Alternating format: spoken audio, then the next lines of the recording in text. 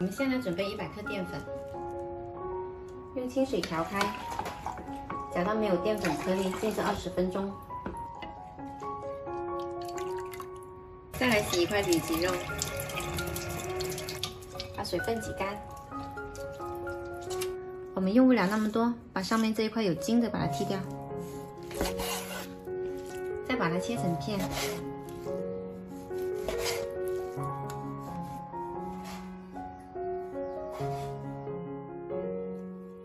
然后来腌一下，加入少许盐，一点点胡椒粉，少许料酒，抓均匀，腌制15分钟。再来切一些配菜，胡萝卜跟大葱切成丝，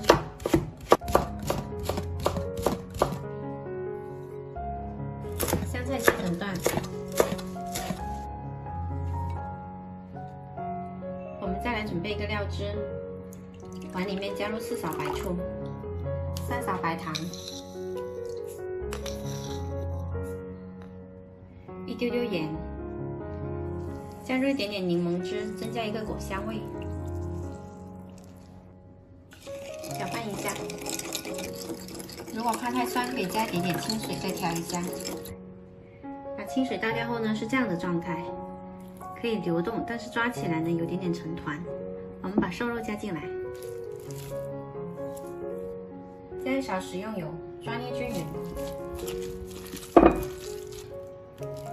确保每一块肉呢都要裹上粉。油温6成热的时候，把裹好粉的里脊肉放进来炸。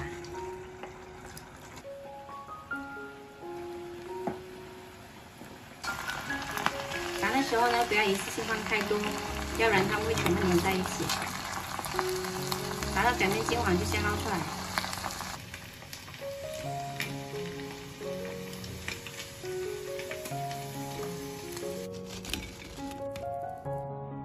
今天我们用的是玉米淀粉来裹，不需要再复炸一次，已经很酥脆了。重新起锅热油，把蒜片放进来炒香，再把酸甜酱汁倒进来煮开。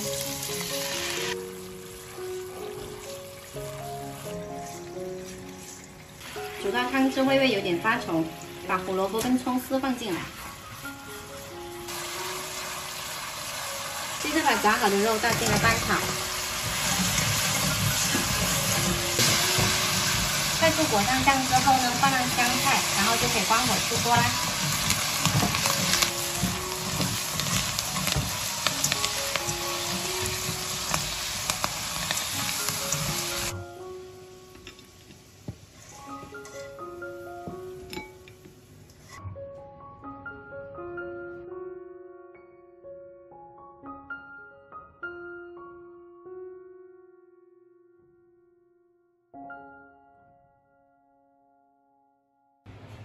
今天这道锅包肉呢，酸甜开胃，好吃不腻，喜欢的朋友可以试一下哦。